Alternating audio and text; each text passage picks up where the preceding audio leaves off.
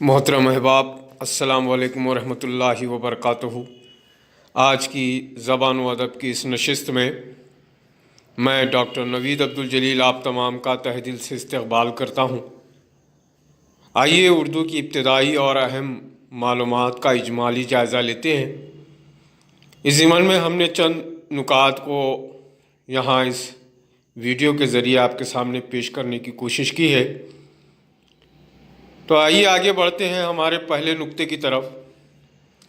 ہمارے پاس جو پہلا نقطہ ہے وہ ہے اردو ہندی کا تنازعہ شہر بنارس سے 1867 میں شروع ہوا۔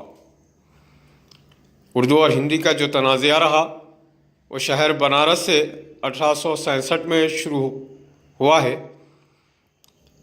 ہم اپنے دوسرے نقطے کی طرف بڑھ رہے ہیں۔ یادوں کی بارات، جوش ملیح آبادی کی آپ بیتی۔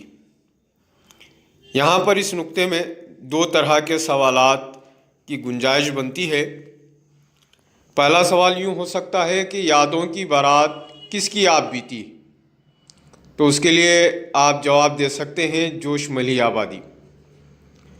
یا پھر دوسرا سوال یوں ممکن ہے کہ جوش ملیح آبادی کی آپ بیتی کا نام کیا ہے؟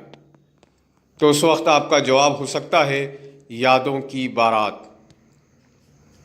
آئیے آگے بڑھتے ہیں ہمارے تیسرے نقطے کی طرف۔ کار جہاں دراز، یہ قرۃ العین حیدر کی سوانح حیات ہے۔ جس طرح دوسرے نقطے میں دو سوالات کی گنجائش تھی، یہاں پر بھی دو سوالات کی گنجائش بنتی ہے۔ پہلا سوال یوں ممکن ہے کہ قرۃ العین حیدر کی سوانح حیات کا نام کیا ہے؟ تب آپ جواب دے سکتے ہیں کار جہاں دراز۔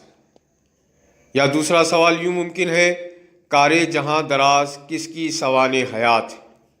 اس وقت آپ کا جواب ہوگا قرۃ العین حیدر۔ آئیے آگے بڑھتے ہیں ہمارے چوتھے نقطے کی طرف۔ چوتھا نقطہ کچھ یوں ہے کہ پیسہ اخبار منشی محبوب عالم نے لاہور سے جاری کیا۔ یہ ایک اخبار تھا پیسہ کے عنوان سے، جس کو منشی محبوب عالم نے لاہور سے جاری کیا تھا۔ ہمارے پاس پانچواں نقطہ ہے مرحوم کی یاد میں۔ اس کتاب کے مصنف ہیں پطرس بخاری۔ تو سوال یوں بن سکتا ہے کہ مرحوم کی یاد میں اس کتاب کے مصنف کون ہے؟ تب آپ جواب دے سکتے ہیں پطرس بخاری۔ آئیے آگے بڑھ رہے ہیں ہم اپنے چھٹے نقطے کی طرف۔ بجنگ آمد، اس کے مصنف کرنل محمد خان ہیں۔ بجنگ آمد اس کتاب کے مصنف ہیں کرنل محمد خان۔ ساتواں نقطہ ہمارے پاس ہے ایک وصیت کی تعمیل میں۔ مولوی وحید الدین سلیم کے خاکوں کا یہ مجموعہ ہے۔ مولوی وحید الدین سلیم جنہوں نے خاکے لکھے ہیں، اس کو عنوان دیا گیا ہے اس کتاب کو ایک وصیت کی تعمیل میں۔ آٹھواں نقطہ جس کی طرف ہم بڑھ رہے ہیں، شب رفتہ اور شب رفتہ کے بعد، یہ شعری مجموعے ہیں مجید امجد کے۔ یہاں سوال یوں بھی ہو سکتا ہے کہ شب رفتہ اور شب رفتہ کے بعد یہ کس کے شعری مجموعے ہیں؟ تب آپ جواب دے سکتے ہیں مجید امجد۔ یا پھر مجید امجد کے شعری مجموعوں کے نام اگر یہ پوچھا جائے تب آپ کا جواب ہو سکتا ہے شب رفتہ اور شب رفتہ کے بعد۔ نویں نقطے کی طرف ہم بڑھ رہے ہیں۔ آواز دوست کے مصنف، یہ مصنف ہیں اس کے مختار مسعود۔ مختار مسعود ہے آواز دوست کے مصنف۔ آج کی نشست کا 10واں نقطہ ہے کپاس کا پھول، دشت وفا، چوپال۔ یہ تین شعری مجموعے ہیں احمد ندیم قاسمی کے۔ احمد ندیم قاسمی کے شعری مجموعوں کا نام ہے کپاس کا پھول، دشت وفا اور چوپال۔ 11واں نقطہ بانو قدسیہ کے پہلے افسانے کا نام وابستگی ہے۔ یہاں سوال ہو سکتا ہے بانو قدسیہ کے پہلے افسانے کا نام کیا ہے؟ تب آپ جواب لکھ سکتے ہیں وابستگی، یا پھر وابستگی کس کا پہلا افسانہ ہے۔ اگر اس طرح سوال پوچھا جائے تو اس وقت آپ کا جواب ہوگا بانو قدسیہ۔ آئیے آگے بڑھتے ہیں۔ 12واں نقطہ، اور 12واں نقطہ یوں ہے کہ اداس نسلیں اس ناول کے مصنف، اور وہ مصنف ہیں عبداللہ حسین، جنہوں نے اداس نسلیں اس عنوان سے ناول کو تحریر کیا ہے۔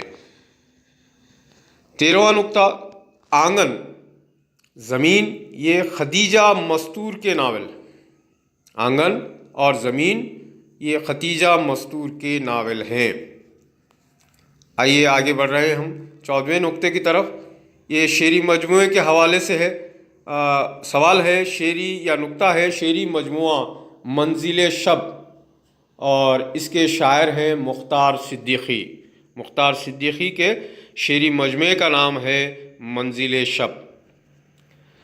نقطہ نمبر 15 ہے انتخاب کلام میر، اس کو مرتب کیا ہے، ترتیب دیا ہے مولوی عبدالحق نے، اور یہی وہ مولوی عبدالحق ہیں جنہیں بابائے اردو کے نام سے بھی جانا جاتا ہے۔ انہوں نے انتخاب کلام میر کو مرتب کیا، تحریر کیا ہے۔ آئیے 16واں نقطہ، اردو کی آخری کتاب۔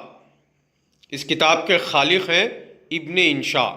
ابن انشا نے اردو کی آخری کتاب کے عنوان سے کتاب لکھی۔ 17ویں نقطے کی طرف ہم بڑھ رہے ہیں، زمیندار۔ جس طرح پیسہ اوپر کے نقطے میں آیا تھا، پیسہ ایک اخبار ہے، تو یہ زمیندار بھی ایک اخبار ہے جس کو جاری کرنے والے مولانا ظفر علی خاں ہیں، جنہوں نے اس اخبار کو جاری کیا تھا۔ نقطہ نمبر 18 ہے رانی کیتکی کی کہانی انشاء اللہ خاں انشا نے لکھی۔ رانی کیتکی یہ اردو ادب کی کلاسیکی کہانی ہے جس کو لکھنے والے انشاء اللہ خاں انشا ہیں۔ ہمارا 19واں نقطہ ہے آتش گل، یہ شعری تصنیف یا شعری مجموعہ ہے جگر مراد آبادی کا۔ یہ اس سے پہلے کے بھی ہمارے ایک ویڈیو میں اس کے تعلق سے ایک سوال آیا تھا کہ آتش گل یہ شعری مجموعہ ہے جگر مراد آبادی کا۔ آئیے 20ویں نقطے کی طرف ہم بڑھتے ہیں، دست صبا، یہ ایک شعری مجموعہ ہے اور اس کے خالق یا اس کے شاعر ہے فیض احمد فیض۔ فیض احمد فیض کے ایک مجموعہ کلام کا نام ہے دست صبا۔ اس طرح آج کی اس نشست کے 20 نکات جو مختلف شعراء ان کے مجموعہ کلام اخبارات کے حوالے سے تھا۔ ہم امید کرتے ہیں کہ ان نکات سے آپ کی اردو ادب کی جو نالج ہے، معلومات ہیں، اس میں اضافہ ہوا ہوگا۔